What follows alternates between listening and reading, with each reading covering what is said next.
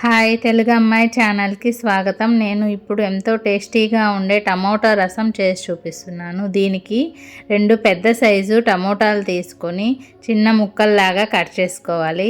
Stove మీద ఒక గిన్నె పెట్టుకొని 1/2 టేబుల్ స్పూన్ ఆయిల్ వేసుకొని 3-4 ఎండుమిర్చి, ఆవాలు, జీలకర్ర, వెల్లుల్లి, టమోటా ముక్కలు,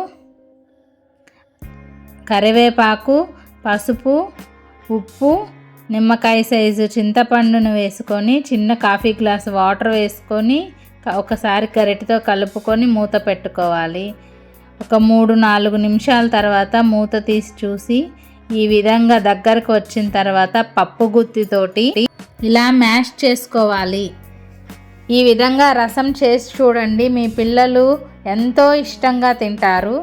ఇలా మ్యాష్ చేసుకున్న తర్వాత 3-4 గ్లాసుల వాటర్ వేసుకోవాలి. 1 స్పూన్ రసం పౌడర్ వేసుకొని ఈ విధంగా చేత్తో కలుపుకోవాలి. అందులో టేస్ట్కి తగినంత ఉప్పు ఉందో లేదో చూసుకొని కొత్తిమీర వేసుకొని స్టవ్ మీద పెట్టుకొని ఈ విధంగా 3-4 పొంగులు వచ్చే వరకు ఉంచుకోవాలి. అంతేనండి, ఎంతో టేస్టీగా ఉండే రసం తయారు. మీకు నచ్చినట్లయితే షేర్ చేయండి, లైక్ చేయండి, సబ్స్క్రైబ్ చేయండి. Please support me. Thank you.